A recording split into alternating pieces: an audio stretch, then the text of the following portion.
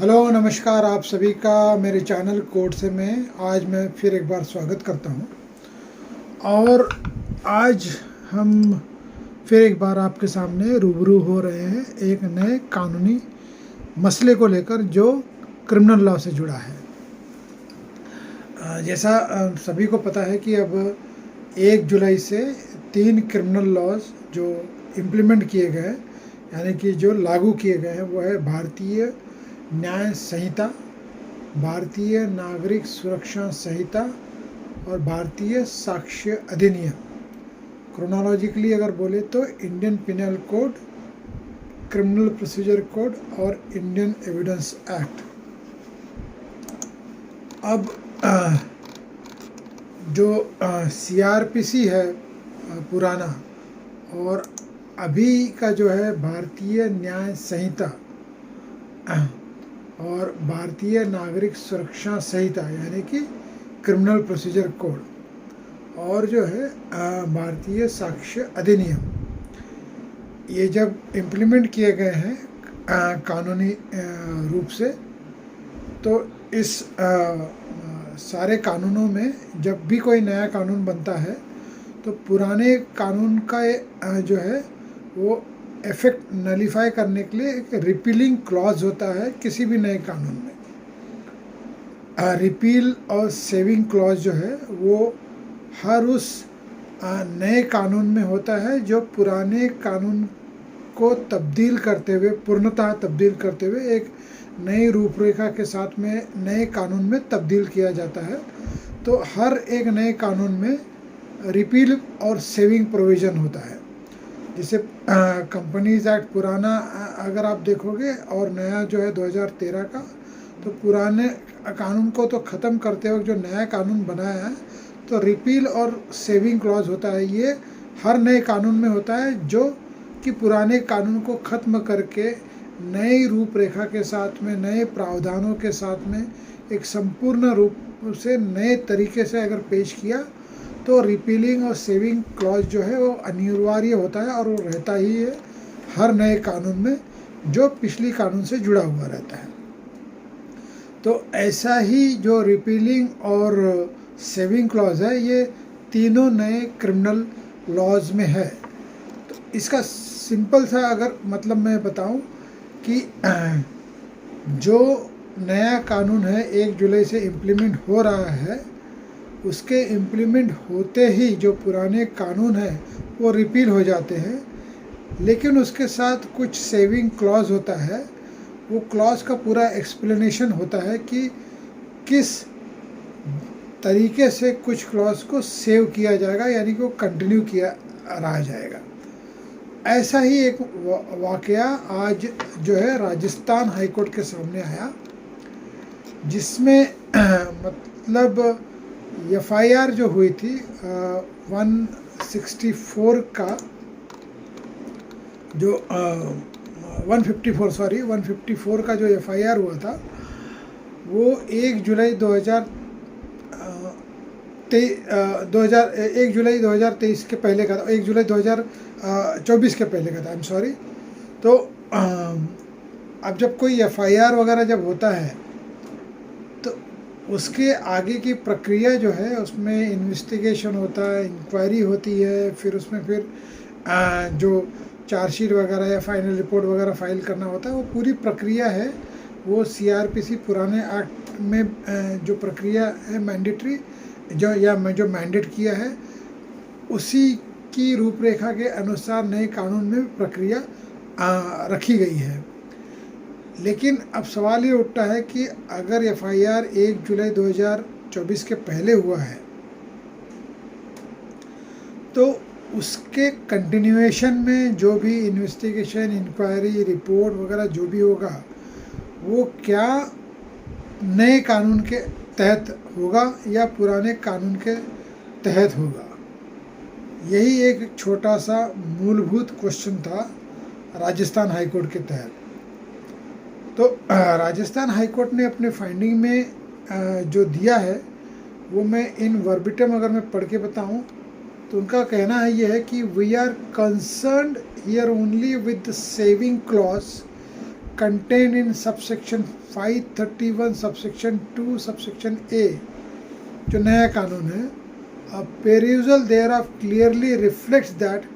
not only the pending trial appeal but even an inquiry and or an investigation which is underway prior to coming into force of the BNSS जो कि नया कानून है, shall have to be dealt with in accordance with the provisions of the CRPC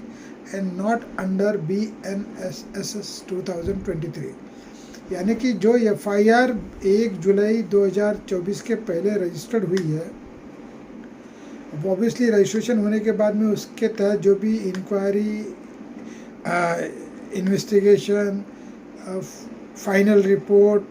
ये जो सारी प्रक्रिया है CRPC के अंदर, जो पुराने के अंदर जो FIR दर्ज हुई थी, उसी पुराने कानून के तहत ये प्रक्रिया कंटिन्यू रहेगी, क्योंकि इंक्वायरी और इन्वेस्टिगेशन भी उस प्रक्रिया का हिस्सा है। और जो नए कानून जो कि भारतीय न्याय संहिता जो भी है, भारतीय न्याय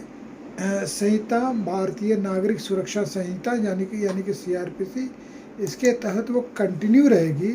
क्योंकि नए कानून के अंदर section 531 subsection 2 subsection A deal करता है रिपीलिंग एंड सेविंग क्लॉज का। तो रिपीलिंग एंड सेविंग क्लॉज जो है वो अगर मैं पढ़ के बताऊं तो वो ऐसा है, the code of criminal procedure 1973 is here bye repeal, ये सेक्शन 531 BNSS का क्लॉज है। उसमें सबसेक्शन 2 कहता है नॉटविथस्टैंडिंग सच रिपील। अब आता है सेविंग क्लॉज का, a if immediately before the date on which this संहिता comes into force there is any appeal, application, trial, inquiry or investigation pending, then such appeal, application, trial, inquiry or investigation shall be disposed of, continued, held or made as the case may be in accordance with the provision of the Criminal Procedure Code 1973 as in force immediately before such commencement hereinafter referred to as the said code, as if this Sanhita had not come into force। Subsection B कहता है all notification, publish, proclamation issued, powers conferred, forms provided by rules, local jurisdiction defined, sentence pass and order, rules and appointments not being appointment as a special magistrate made under this code and which are in force immediately before the commencement of this Sanhita shall be deemed respectively to have been published, issued, conferred, specified, defined, passed or made under this corresponding provision of this Sanhita। तो जो relevant जो है वो section 531 subsection 1 section 531 section 1 deal करता है repealing clause, फिर बाद में सबसेक्शन 2 सबसेक्शन A डील करता है सेविंग क्लॉज। और सेविंग क्लॉज का जो इम्पोर्टेंट क्लॉज है, क्लॉज नंबर A जो मैंने अभी पढ़ के बताया,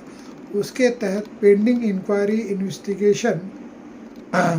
और जो भी प्रक्रिया है वो पुराने कानून यानी कि CRPC के तहत ही होगी, जैसे कि ये माना जाए कि नया कानून एग्जिस्टेंस में ही नहीं है। तो ये इसका मतलब है। और इसी परिभाषा का, इसी सेक्शन का जो है एनालॉजी लेते हुए, एनालिसिस करते हुए राजस्थान हाई कोर्ट ने आज एक फ़ैसला दिया जो यही कहता है कि नए कानून के आने के बावजूद जो प्रक्रिया के तहत, पुराने कानून की प्रक्रिया के तहत जो भी FIR वगैरह फाइल हुई थी, रजिस्टर्ड हुई थी, उसकी तहत आगे की जो भी कार्रवाई, appeal, application, pending inquiry, investigation, ये सब पुराने कानून के तहत ही होगा, क्योंकि FIR के बाद में जो प्रोसेस होता है इंक्वायरी और इन्वेस्टिगेशन, वो भी रिपील क्लॉज के अंदर उसे सेव किया गया है पुराने कानून को कंटिन्यू करते हुए। तो ये जजमेंट आज ही आया है। जस्टिस अरुण मोंगा का ये जजमेंट है राजस्थान हाईकोर्ट ने। ये आज नहीं, ये मेरे हिसाब 9 जुलाई 2024 को आया है, मेरी गलती है। तो ये जस्टिस मोंगा का जजमेंट है और स्टेट ऑफ राजस्थान वर्सेस जो sorry Krishna Joshi versus state of Rajasthan, single bench criminal miscellaneous petition, Jodhpur Rajasthan high court. तो ये मसला जो है ये रिजॉल्व करता है। हालांकि जो प्रावधान है वो अपने आप में बहुत ही क्लियर है, तो उसमें कोई इफ्स एंड बट्स नहीं, कोई एम्बिग्यूटी नहीं, सारी क्लैरिटी है कि किस स्थिति में जो नया कानून है पुराने कानून को रिपील करता है और किस स्थिति में नया कानून जो है वो पुराने कानून की कंटिन्यूटी प्रक्रिया में बाधा नहीं लाएगा, और जो भी प्रक्रिया इंक्वायरी, इन्वेस्टिगेशन, एप्लीकेशन, अपील जो भी है प्रोसेस जो पुराने कानून के तहत शुरू हुई थी वो पुराने कानून में ही कंटिन्यू रहेगी। वो सेविंग क्लॉज के तहत उसे क्लैरिटी से रखा गया है। तो मैंने सोचा कि इसके ऊपर ये वीडियो बनाऊं। तो उम्मीद है आपको ये वीडियो आज ये लिमिटेड पॉइंट पे आप सभी को पसंद आया हो। और मैं कल तो नहीं, परसों, कल छुट्टी है, लेकिन कोशिश करूँगा एक कोई वीडियो बनाने की। लेकिन अगर नहीं बना पाया तो परसों तो ज़रूर बनाऊँगा, फिर एक कोई क्रिमिनल लॉ को से जुड़ते हुए किसी मसले को लेकर। और इसी के साथ मैं आज का ये वीडियो समाप्त करता हूँ। फिर कल या परसों मिलने के वादे के साथ आज मैं साइन अप करता हूँ। आप सभी अपना ख्याल रखें और मेरे साथ जुड़े रहे, इसी आशा और दरख्वास्त के साथ मैं फिर एक बार आप सभी से विदा लेता हूँ। Thank you, have a nice day.